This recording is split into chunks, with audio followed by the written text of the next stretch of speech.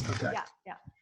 Let me quickly introduce you, and then I'd love to hear more of what you're saying. So, Oh yeah, sorry. you're okay. I was trying to keep the other part short, but I looked at a little bit of your background, but your content is fantastic, and I'd love to have it shared. But Thank you. so, hey, everyone who's watching, this is Mick, and this is Sunday morning here in sunny San Francisco, cloudy San Francisco actually. And I'm speaking to Nitasha, who shares a very similar passion to me and has been working on it for a long period of time, and is telling me a bit about the challenges of the stereotypes in women in tech. And you're just mentioning about the popular girls never wants to go study engineering, and the engineering girl is always presented in a negative light. Can you tell us a bit more about that background and some of the stories you've heard? Yeah, so I started interviewing women in STEM about 2 years ago, and I would run into stories. For example, I was interviewing the head of product for over at PayPal, and she had a group of sixth grade girls come into our office, and she was telling them about PayPal and who she was and what she does. And she told them that she had a master's degree in engineering, and one of the girls raised her hand and she was like, "Hey, there's no way you can be an engineer because you're wearing lipstick and you have nice hair." Right. And engineers just don't do that. That's right. And so And that's because of the stereotypes in all the TV shows and things. Is there? exactly. Yeah. Exactly. It's because of those stereotypes. And then I was talking about just talking about a scientific study that I was reading where young girls, two groups of they took a scientist took a group of elementary school girls and they split them up into two groups and exposed one group to more well-rounded women in STEM and exposed another group to the more stereotypical women in STEM that we see in the media. Yep. And the group that was exposed to more well-rounded women in STEM came out of that conversation having more confidence in their own abilities to succeed at math and science. Wow. Which That's I think great. was fascinating because it's not like they were given a test they did really well at or Sure. explained a concept. It was just a conversation Yeah. with someone who, by the way, I'm in STEM as well. Yeah. And walked out of there being like, oh, I can do good. Like I can be good at math and science too. Yeah. And so, What's amazing about that is it seems so simple, but what's scary about it is it still doesn't happen enough. So it doesn't exist. Yeah. It doesn't Right. exist. And then I started digging into the media brands that young girls consume and the STEM media brands that are out there. And the STEM media brands are either focused on very young girls, so elementary school or early middle school. And then, the more mature ones are dense publications of like what's going on in technology or what research is out there. Sure. When a lot of these high school, college girls, they're watching things like or following brands like Refinery 29 or The Skim or Cosmo or Vogue or whatever it is. And there's no real lifestyle brand for women in STEM. There's no essential place to go to find out about the cool women that are there, the cool companies that they're starting, all of the products that you could be using that is good for your health, that could make your life easier, and all of these other things, and the books and the podcasts that you should be reading. And that's really where I wanted to solve. That was a problem I wanted to solve. And so, Great. and so that's what I've been doing for the past year almost. Excellent. Well, can you tell me about that? How's that going? Is there a publication out? Are you still blogging? Yes, it's out, and so it's right now. It's a monthly magazine. They call it the Vogue for STEM. And Okay. so it's like Vogue, except the women in their in STEM fields. It's called Unboxd. Okay. We interview women and we share their stories out. It's a monthly digital magazine. So you go on the website. The website is beunboxd.com, and I can send you all of that. So you can check that out. And now we're moving away from the magazine model and more of a platform model. So one thing I noticed is when you look at the world of women in STEM groups, they're either focused on events or they're focused on coding camps or resources or something, workshops or something like that, right? Yeah. Focusing on the content piece. And that's really hard to do because you have to push out a lot of content.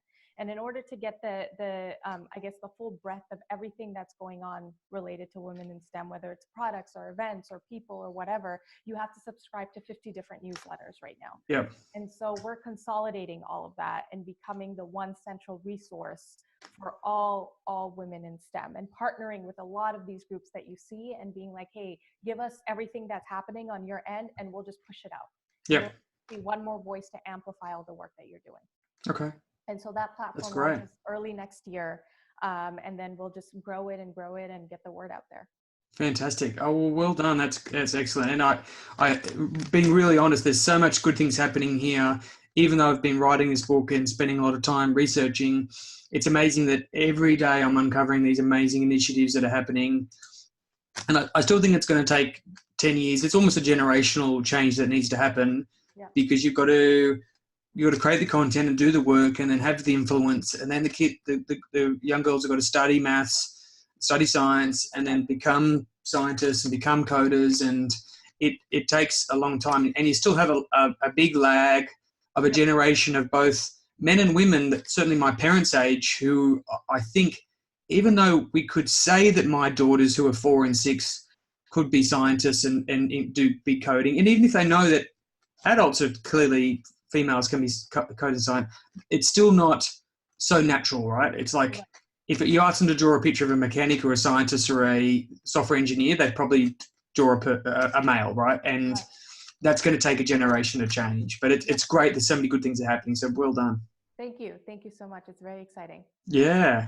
And so you're launching early next year. That's fantastic. And from the platform perspective, is it global? Is it starting on any particular base or focus? Right now, it's focused on the United States. Okay. The women that I interview, the products that I talk about are here. Our highest readership are girls from the ages of 18 to 25.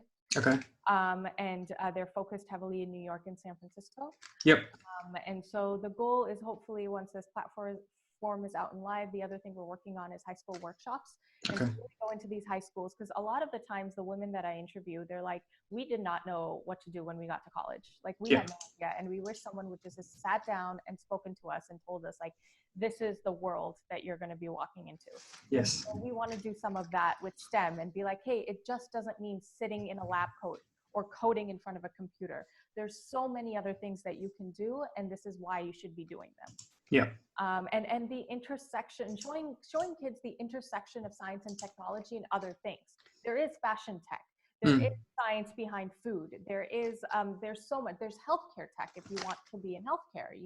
There's so many things that you can do, and really just explaining that to them, because I don't think that's explained very well right now in the school system. Yeah, that's a really good point. That technology is now so pervasive; it's in every part. So if you're passionate about education, you might think, well, then I should be a school teacher, right? And maybe you should be. That's a wonderful vocation. But maybe you can also be a technology-focused school teacher, or maybe you can teach 1 million kids to code, and if you love health, you can be in health tech and fashion tech, and there's just so many different applications of it, and they need people who are passionate about both. Yep, exactly. And I feel like tech is one thing that it scales more than any other industry in the world. Even being a doctor, there's not as many people as you can see and affect than you could like changing a line of code. Like the product I work on right now in the day, as I'm bootstrapping this, is a healthcare tech product, and we have like 20 million users on our platform. And the fact that one code change or one product feature change that I submit affects 20 million people, like within the span of like 3 days, as people. Oops, I've had a bit of a pause. Nitasha, are you still with us? Might be my Wi-Fi going off. People hold with us. Don't target. You're unfrozen. Okay. Yeah, you froze for a second. So you're talking about the role in healthcare, how you can change one line of code and affect 20 million people. And it's crazy. It's absolutely crazy. For young kids that want to make impact, like technology really is the way you do that at scale, Yes.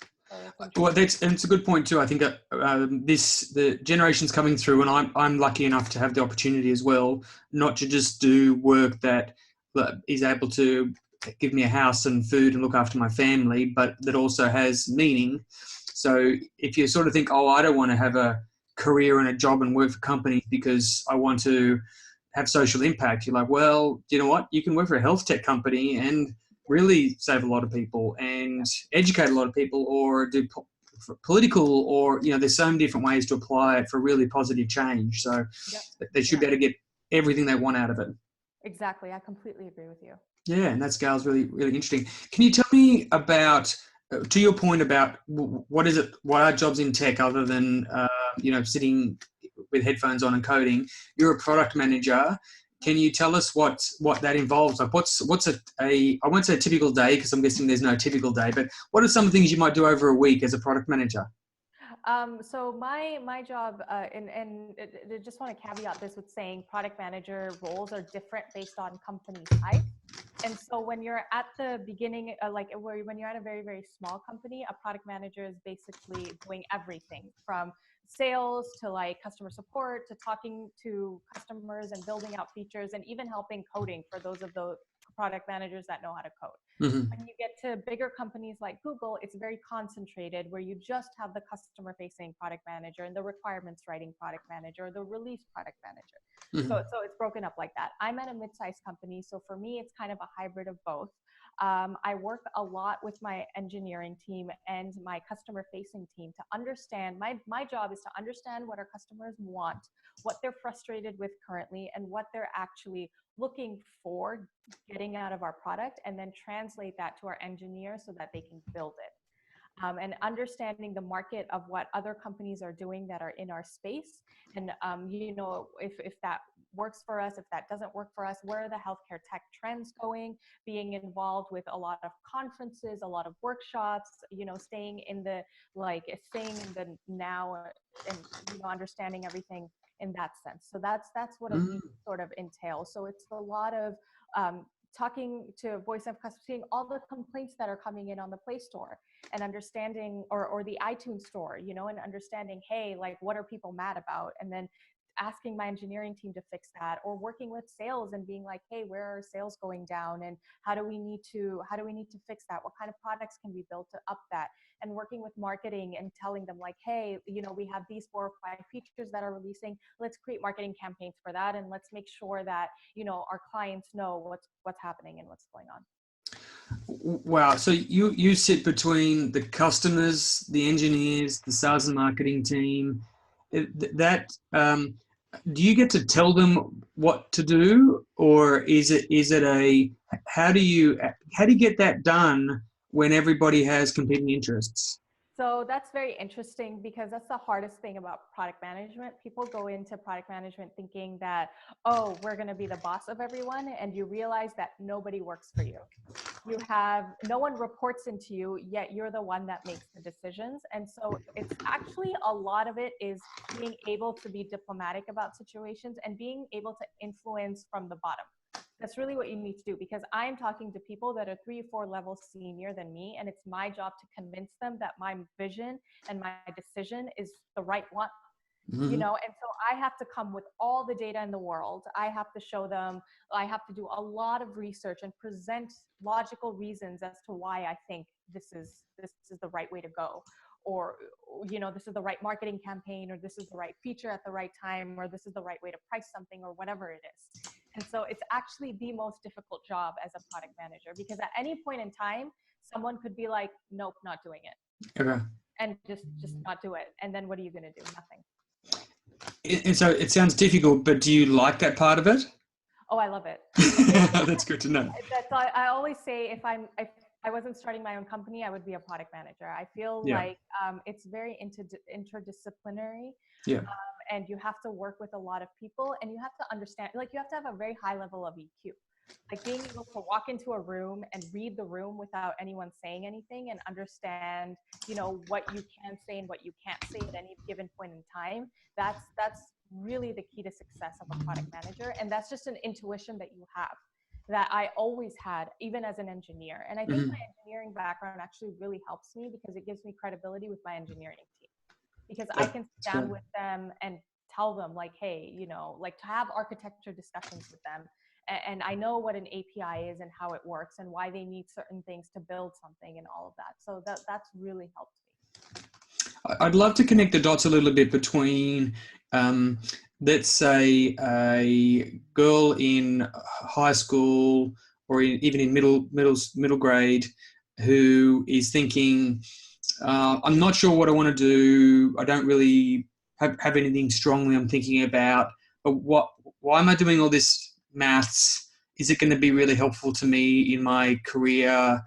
Why am I doing all these different things?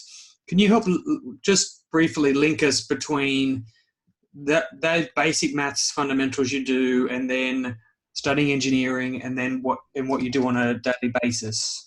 Yeah, I think like the one link that I can find between all those three things is the fact that I've been able to understand how to break a problem, a big problem, down into smaller chunks and tackle each chunk in a manageable way.